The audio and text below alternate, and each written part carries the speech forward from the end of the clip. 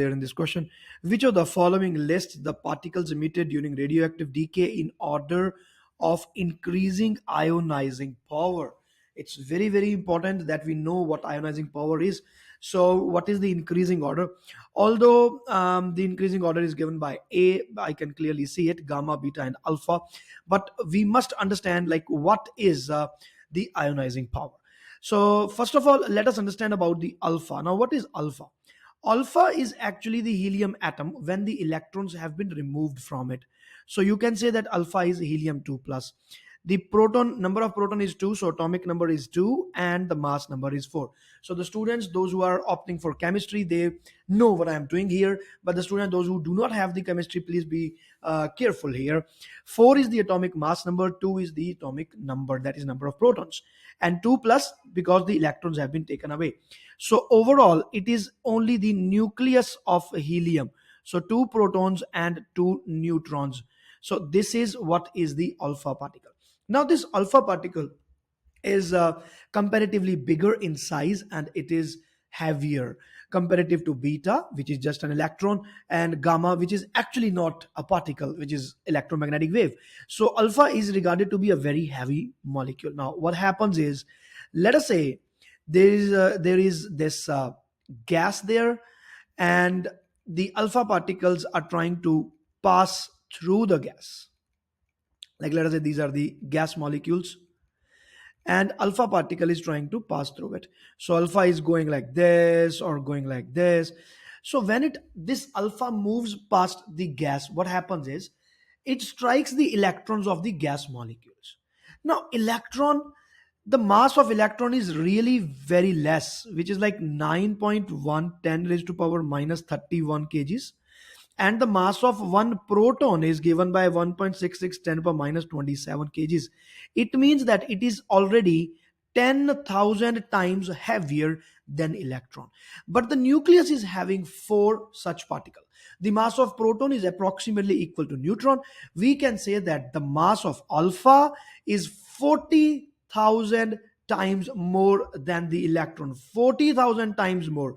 Just try to imagine, like you're talking about 1 kg of a block somewhere, and there is a truck which is 40,000 kgs. Now that truck is colliding with 1 kg stone or 1 kg's weight. What will happen to that 1 kg? So ideally speaking, according to the conservation of linear momentum principle that we have done in topic 2, this electron will actually fly away with double the velocity of alpha particle. So if alpha is coming at some velocity, electron will shoot away with approximately double the velocity, if we are not giving credit to the theory of relativity, by the way. So it's just an ideal condition. Don't go into 100% details. So overall, the electron is taken away from by alpha. So electrons are taken away from the atom. Clearly the gas is getting ionized and the gas molecules are now becoming positively charged. So this is called ionization, and alpha obviously will be having the best of the ionization properties because it is bigger in size, heavier in mass and all that. Now comparatively we can talk about beta. So beta is just another electron. So electron is colliding with electron.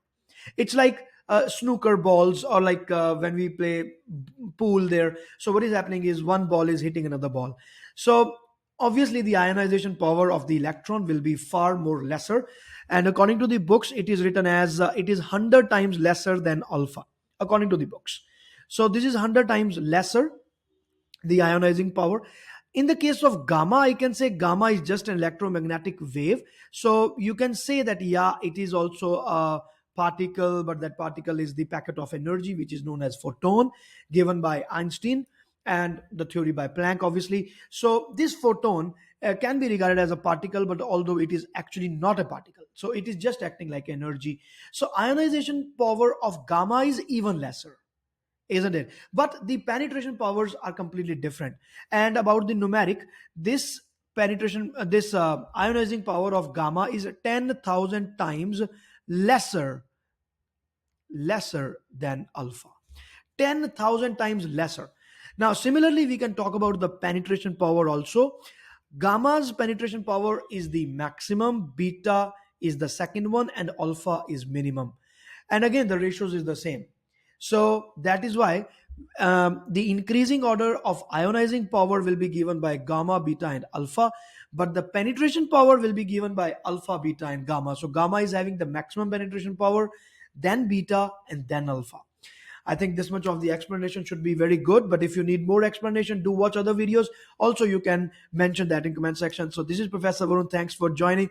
Please subscribe to the YouTube channel. You will find all of the features there, and that will be highly beneficial for your preparation of your examination. So all the best. Bye.